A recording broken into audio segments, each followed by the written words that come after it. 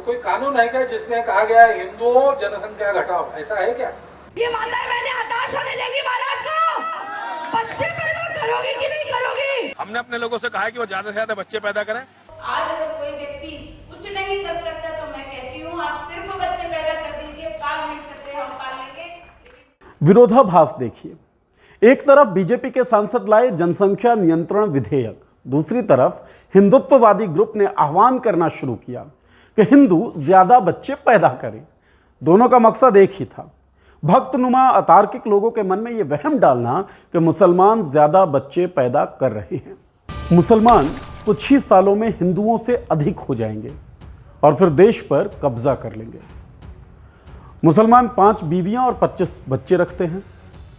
मुसलमान बच्चे पैदा ही इसलिए करते हैं ताकि हिंदुओं को संख्या बल में मात दे सके। सियासी खबरों और व्हाट्सएप में दिलचस्पी रखते हो तो आपने ये सब बातें जरूर सुनी होंगी, और अगर आप आजकल के सच्चे देशभक्त हो तो इन बातों को मानते भी होंगे। लेकिन अगर आप ऐसा मानते हैं तो क्या आप सही मानते हैं? इस वीडियो में इस सवाल का उत्तर ढूंढने की कोशिश हम करेंगे, क्योंकि सवाल है आपका। नमस्कार, मैं हूं नीरज झा। जनसंख्या नियंत्रण कानून फिर से जेरे बहस है। विश्व जनसंख्या दिवस पर उत्तर प्रदेश के सीएम ने कहा कि एक वर्ग की आबादी तेजी से बढ़ रही है और जनसंख्या में असंतुलन पैदा नहीं होना चाहिए। इस बयान के तड़के का जायका लोगों तक बिल्कुल ठीक पहुंचा। एक वर्ग जिसकी आबादी बढ़ रही है वो वर्ग है मुस्लिम वर्ग।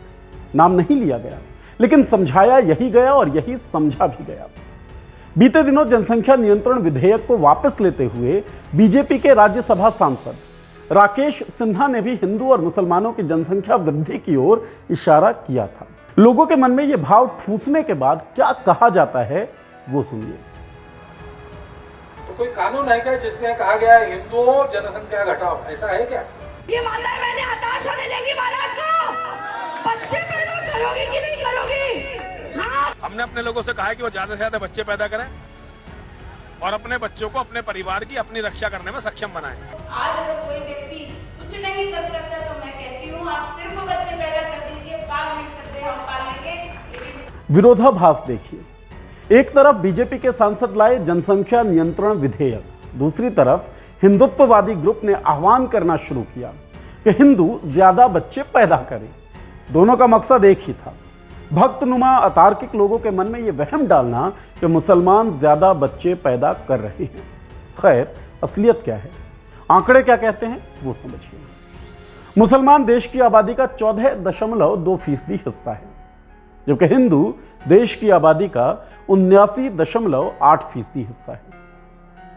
हिंदुओं और मुसलमानों में फर्टिलिटी यानी बच्चा पैदा करने का अंतर कभी भी 1 से ज्यादा नहीं रहा, और फिलहाल यह अंतर आधे से भी कम 0.46 है। पिछले 20-30 सालों में मुसलमान समुदाय में परिवार नियोजन की विधियों ने गति पाई है। जनसंख्या वृद्धि की रफ्तार में भी उल्लेखनीय कमी आई है। 1991 से 2001 के मुकाबले 2001 से 2011 के दरमियान हिंदुओं की जनसंख्या वृद्धि दर में 3.16% की गिरावट आई। वहीं मुसलमान समुदाय में यह गिरावट लगभग 5% है। नेशनल फैमिली हेल्थ सर्वे के मुताबिक 2015-16 में 37.9% मुस्लिमों ने गर्भ निरोधन की नवीन तकनीकों को अपनाया। 2005-6 में यह आंकड़ा 36.4% था। ये सब आंकड़े साफ दिखाते हैं कि मुस्लिम समाज पिछले 20-30 सालों में अच्छा खासा जागरूक हुआ है, और यह कारण है कि उसकी जनसंख्या वृद्धि दर में गिरावट आई है और गर्भ निरोधक तकनीकों को अपनाने वालों की संख्या बढ़ी है। लेकिन नहीं, न तो आंकड़ों से राजनीति चलेगी और न ही तथ्यों से। राजनीति तो मजहबी उन्माद से, झूठे डर से चलेगी। इसलिए लोग धर्म की रक्षा के नाम पर लोगों से ज्यादा बच्चे पैदा करने की अपील कर रहे हैं। जनसंख्या निश्चित तौर पर एक बड़ी समस्या है और इसके निवारण के लिए कदम उठाने जरूरी हैं, लेकिन वो कदम होने चाहिए शिक्षा की गुणवत्ता में सुधार, ज्यादा से ज्यादा लोगों को शिक्षा से जोड़ा जाए, स्वास्थ्य सुविधाओं को बेहतर बनाया जाए, मृत्यु दर को कम किया जाए। उत्तर प्रदेश जिस 2.1 TFR यानी कि टोटल फर्टिलिटी रेट की अपेक्षा कर रहा है, केरल ने उसे पहले ही प्राप्त कर लिया। इनफैक्ट वहां का TFR उससे भी कम यानी कि 1.7 बिना किसी कठोर कानून के। क्यों? क्योंकि वहां महिलाओं की साक्षरता दर 91% है, वहां शिशुओं की मृत्यु दर 0.7% है। नफरत बढ़ाने की जगह शिक्षा और स्वास्थ्य की सुविधाएं बढ़ाई जाएं तो तमाम समस्याएं हल होंगी, बढ़ती हुई जनसंख्या की समस्या भी।